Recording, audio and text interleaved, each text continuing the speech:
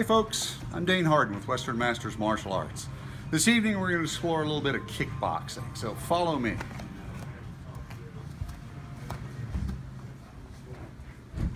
Feet together. So I have as my training partner Mark Weiniger. So Mark is one of my Aikido students, but he also has a black belt in karate. I was a kickboxer. I trained directly from a gentleman named Joe Lewis, who is a world kickboxing champion.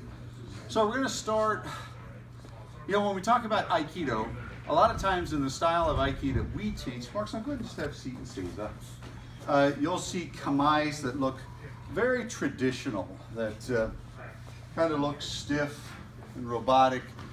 And it's because if you think about it, what we're going back to is our samurai heritage, where we had a sword in our hand that we would cut with. When we talk about a good fighting posture in kickboxing and that method, Mark, go ahead and stand up. So if Mark's facing me, what I like to see with a student is I tend to put one foot forward, both of them at about a half angle, 45-degree angle. I like to have both hands in front of my body. We are right now extremely close. At this range, just about anybody can be hit because your brain can't process it fast enough. We're too close in distance. So one of the principles that we talk about as far as distance and timing control is just that, what's called set point control. I like to try to figure out if Mark's set point, if I move up and he starts to move back, that's called a set point. It's where I activate him from a distance. It's where is he close, where is he comfortable. Mark's been my student for 10 years. He may be perfectly comfortable if I just come up and give the guy a hug, right? But if he doesn't know me from Adam, the closer I get, and especially if we're in a combative sense, as I start to move forward, that starts to create a response, right? So if we're looking at this posture straight on, knees are going to be bent, elbows, hands in front. I like to make sure that my chin is tucked and I'm in this position. Head and chin are down. Classical karate movements where we punch and our head is up. I call that out of the turtle shell. When I throw a punch, I like to think about compressing my neck down as I roll my shoulders up. So if I'm in this position and I'm throwing a punch at Mark, I like to compress down. Notice, if I turn this toward the camera, my shoulder comes up and it covers the J point. The J point, Mark's on, is here. If I strike Mark's J point, that's a very painful sight. If I'm throwing a technique and I hit the J point, that's a knockout strike, right? So, I mean, if we're trying to shape him and I kick low and then hook high, that idea of throwing that technique across the J point is really trying to knock somebody out. So we want to cover that. When I'm throwing my jab straight at you, if I'm here, comes up, comes back. So that's a basic jab. So if Mark's in this position, I'm going to be here, 1 and back, 2 and back, 3 and back, 4 and back. My body weight wants to shift slightly, rolling my hips, connecting everything to my body. All right, for my Aikido guys, I like to set down into it. I like to cover my body. I'm going to use my hips on technique. So we're going to work on just 3 basic punches tonight. A straight jab, which looks like this, a cross, and now a hook. Each time I'm throwing these techniques, my hand's going to come back on guard.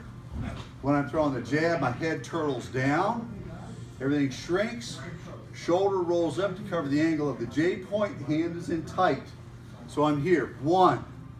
Now when I cross. 2. Now when I hook. 3. When I'm doing these techniques, I can hook high, elbow out, or I can hook low, elbow in. It depends upon what the situation is as to how you're going to use that technique. Okay? So those are the 3 basic punches. Jab, cross, hook. Okay? So now if Mark just stands in a natural stance, the 3 basic kicks. My preference of kick is snap kick, center line, right? Snap kicks can be done in different ways. I can throw snap kick toes extended for groin to create shaping. I can throw snap kick toes back. Or I like to call it a firewall kick, where I'm actually lifting the leg up, kick and push to get him out of the way. Lots of different ways. I can throw a front leg, I can throw a back leg. All of these kicks want to be put into a continuum of movement. 1, 2, 3, 4. so that I'm starting to build my skill set in a way that makes sense as I attack, right? One of the things Joe used to talk about was transition. If I stop in transition, I get hit, right? If Mark's in a fighting posture and I'm shooting jab, cross, hook, 1, 2, 3. If I stall here, there's the opening, there's the transition point, right? So how do I close the door? When we talk about a kickboxing technique, we can open a door, we can close the door. A lot of times when I move out on a technique, say I'm throwing a Benny Briscoe or something like that, closing the door allows me to escape on a technique. If I'm here with Mark and I go 1, 2, 3, shift, side kick, now I can move on my way out, right? That allows me to stop him from progressing with the attack. Now let's explore this from a standpoint for my Aikido guys. If I'm trying to shape him, right? If I throw a kick low, his body's going to come forward. If Mark is throwing a jab and I cross off the jab, we call this changing angle, right? This is posting. Whenever I create a post, it allows me to create a post and trap, which allows me to go to an Aikido movement. If he's throwing a cross punch full speed, shift, now all of a sudden, I've created another type of trap. Can I go with an irimi on that? Or simply here, clamshell. This is a perfectly viable technique. When we are in that position, clamshell, you would step forward on the previous one, so we would be here. I can use knee to bump, turn, create, angle, so that now all of a sudden, we're starting to work techniques that would be in the phone booth techniques, right? So let's look at that again. His hands are up, he's throwing jab, boom, cross, boom, strike, kick, shape. I have to be able to position this guy in a way in this fight that's advantageous to me. All right, so that's principle 1. Mark, if you'll go over here and have seats. So principle 2 is going to be movement. Here's a good training drill. If I draw a clock around me, if I move forward, I'm at 12 o'clock. Rear, 6 o'clock. 3 o'clock, center, 9 o'clock, center. For my classical guys, Hapkido swordsmen, think of this as Hapogiri, 8 directional movement, right? So that's one drill you can do. When you're doing it, practice shifting. When you move forward, move back, move, shift, shift. Now you can also shift high, shift low, forward low, rear high, shift, shift, high or low. Now I start to add in hand movements. Forward high, rear low, shift, shift, forward. So now all of a sudden you start to see with movement drill, when I'm shifting forward, switch low, shift, switch high, we start to change up the way our guards are held and the way we position. And instructors, you can call that just like a clock.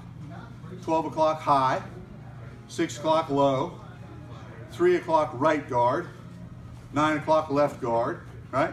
You can do a double guard. So we'll work on a little drill that's fun with this. Mark's on, if you'll come back up. So what I'm going to do is hold my arms out like I'm a Wing Chun dummy. Looks like this, right?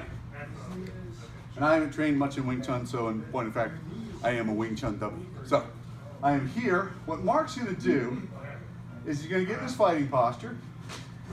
He's going to shift forward, both hands on high guard. Now he's going to shift over this side. He's far guard. Shift over this side, center guard. Shift over this side, left guard. So if we're doing that facing you, and he enters, it looks like this, shift, this, shift. So it's kind of a good drill that you can use in order to speed up your lateral movements and forward movements as you advance in. All right, another good timing drill, Marson, is if his hands are up and he's throwing jab, I want to mirror the jab. So if it's his left hand, it's my left. He throws cross, jab, cross. And the idea is that we're trying to mirror that as the coach. So if Mark is doing that with me, jab, boom, cross, boom, hook, boom. I'm learning how to take those strikes. Now we can also add in 1, 2, 3, big sweep, slip under and guard on this side, slip under, guard on this side. So now we start to apply the guards on slips, 1, 2, 3. Slip, slip. We have the kick that we can occupy space with. And you start to begin to see where maneuver, occupying space, and body movement and body awareness all sort of come together. So that's your just a brief, really quick overview on some kickboxing drills that teachers, you can do that with your students in class. And that'll take care of it this evening. Mark's on, come on up. So face, up. Face feet, up. Guys, I hope you had a good time. This is Dane Harden at Western Masters Martial Arts here in Abingdon, Virginia. Having fun kicking with my brothers. Take care. Good night.